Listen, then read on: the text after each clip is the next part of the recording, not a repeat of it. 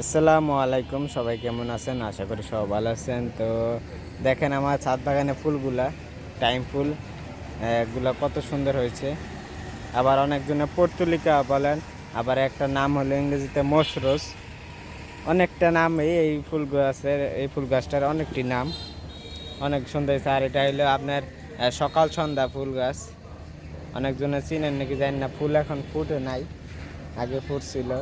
এই যে একটা মানে হলুদ আর এই যে গোলাপি কালার দুটোটাই আছে এখানে। এখানে হইলো নয়নতারা, এদিকে টাইম ফুল গাছ, ওই যে আরেকটা হইলো সকাল সন্ধ্যা ফুল গাছ, কত মোটা হয়েছে দেখছেন। আর এখানে আমার দাঁড়া শাক, পাট শাক দেখেন কত সুন্দর হয়েছে। বৃষ্টি পড়াতে শাকগুলো একেবারে তরতাজা হয়ে গেছে গা। শাকগুলো দেখছেন কত মোটা মোটা। এগুলো হারভেস্ট করবো কালকে। অনেক সুন্দর হয়েছে দেখেন।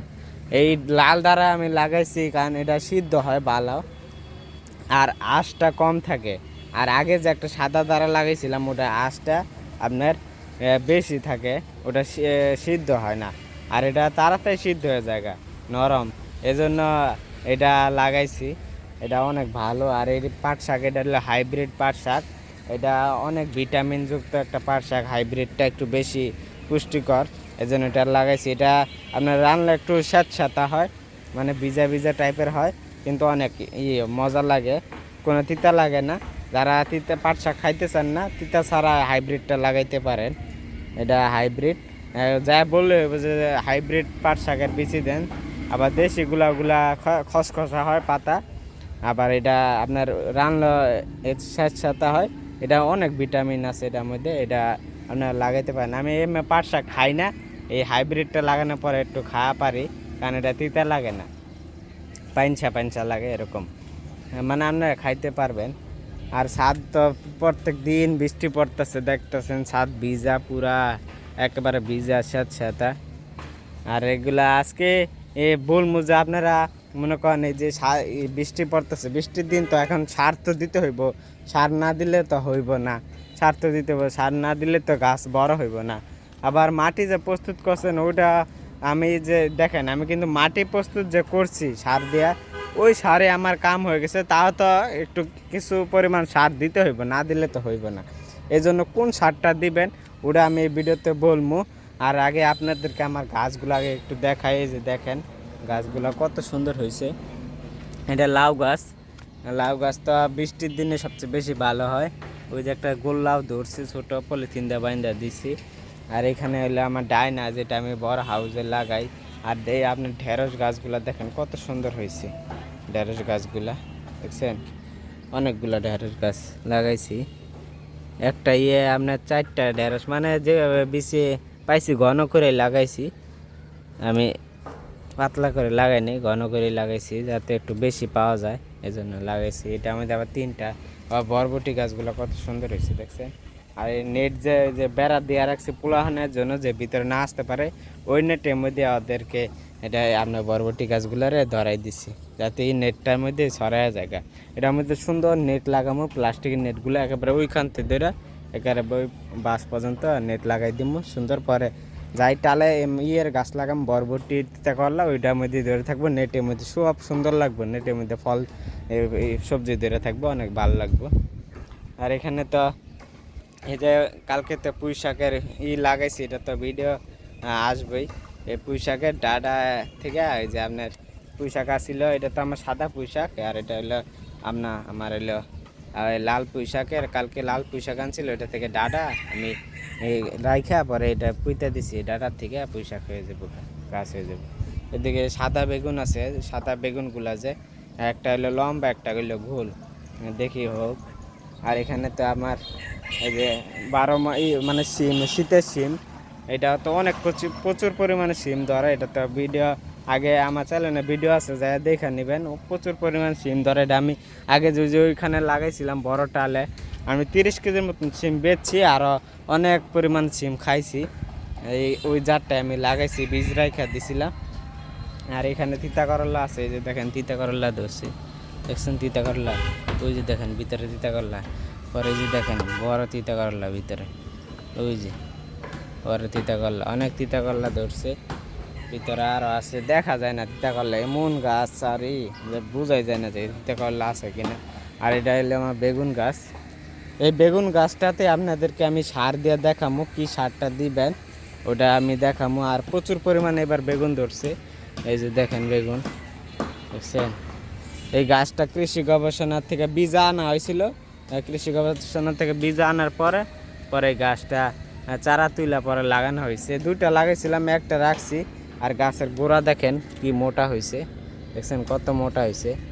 এটাতে আমি আজকে আপনাদেরকে সার দিয়ে দেখাবো। মূলত সার দেওয়া এটা এই গাছটাতে দিমো, কারণ এই গাছটাতে সার এই দেই কারণ অনেকগুলো ফুল আসছে যাতে বেগুন ধরে। আর মূলত সার দেওয়ার কারণ হইলো যে আপনাদেরকে দেখাবো যে বর্ষা বৃষ্টির সময় আপনার কি সারটা দিবেন ওটা আমি আপনাদেরকে এই ভিডিওতে দেখাবো। তো আমি এই সারটা দেখাই আপনাদের।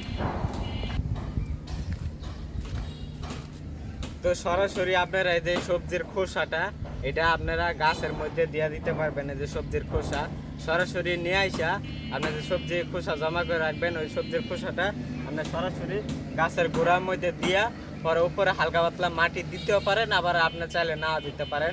আমি কোনো মাটি দিব না, কারণ ওখানে অনেক মাটি আছে আর মাটি দিতে হইব না। কারণ আমি মানে আপনার চাইলে মাটি দিতেও পারেন, আবার না দিতে পারেন। এই সবজির খোসা আপনি দিয়ে দিবেন, কারণ বর্ষার সময় তো তরল সারটা দেওয়া যাইব না। এই জন্য এই সবজির খোসাটা আপনি ছাদের মধ্যে মানে বর্ষার সময় আপনি দিয়ে দিতে পারেন। আবার যখন দেখবেন যে বর্ষার সময় রোদ উঠে আবার মাটিটা শুকায় যাইতেছে, হালকা একটু হাত দিয়ে দেখবেন যে মাটিটা স্যাঁতস্যাঁতে নাকি, তাহলে আবার তরল সার দিতে পারেন। আর এই সময় বার্মি কম্পোস্ট, গোবর সার, শুকনা যদি আপনার কোনো সার থাকে এগুলা, আর না হলে যে সবজির খোসা দিয়ে দিতে পারবেন প্রত্যেকটা মধ্যে গাছের গোড়া সাইড দিয়া আপনি এই সবজির খোসাটা দিয়ে দিবেন। তাহলে আপনার এই যে বর্ষাকালে এই সবজি এই সারের চাহিদাটা গাছে পূরণ করতে পারবো। কারণ সার তো দিতে হইব, সার না হলে পাইবো কোথা থেকে? ওই মাটি যে প্রস্তুত করছেন ওইখান থেকে সার নিতে বই আসার কোনো নেই। এই জন্য বর্ষাকালে এই সবজির খোসাটা আর আপনার বার্মি কম্পোস্ট বা অন্যান্য যেহেতু সার থাকে আপনার যদি ছায়া থাকে তাহলে ওইটা দিতে পারবেন। তো এটা আমি একটু গাছে দিয়ে দিই। আমি সবসময় এই সবজির খোসাটা এই বান্ড আমাদের ঘরে থাকে ওটার মধ্যে দিয়ে রাখি। সবজির খোসা যখন চলে পরে বান্ডের মধ্যে ধুয়া দেয়।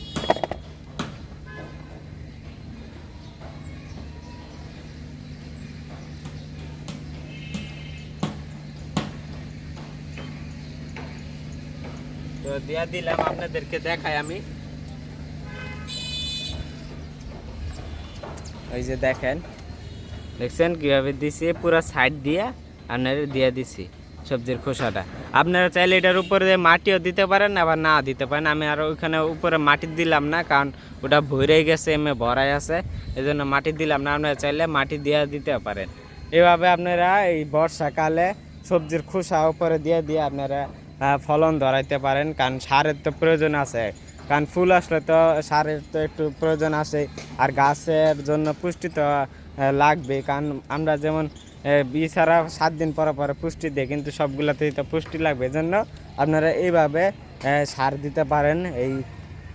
আপনারা এই সার এই কিচেন ওয়েস্টগুলা উপরে দিয়ে দিতে পারবেন। তাহলে আপনার এই সারের যে বর্ষাকালে সারের চাহিদাটা পূরণ হবে। তো এটাই আমি আর বলার ছিল যে এইভাবে আপনারা সার দিয়া আপনারা করতে পারবেন। এই যে আমি এইভাবে বর্ষাকালে আমি এইভাবে সবজির খোসাটা দেই, আবার বর্ষা যখন এই যে জায়গা রোদ উঠে মাটি শুকায় যায় তখন আবার এই তরল সার দিয়ে দিই। আর আমাদের বাড়ি ভাড়াটেরাও বলছি যে এইভাবে দিবেন বর্ষাকালে সার। এই যে দেখেন তারা এই যে কাঁঠাল দেখছেন, পুরো কাঁঠাল এই ভাঙ্গাটা ওটা মাটির উপরে দিয়ে রাখছি। এভাবে সাইজে কাঁঠালের এটা পচা যায়, পরে সার এই যে রসটা যে এটার রসটা আপনার পাইব, আপনার মাটিয়ে পাইব।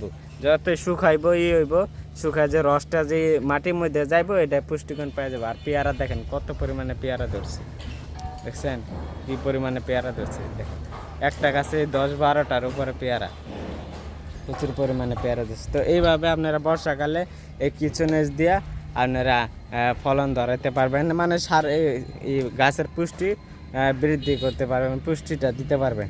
তো সবাই ভালো থাকবেন, সুস্থ থাকবেন। আল্লাহ হাফেজ।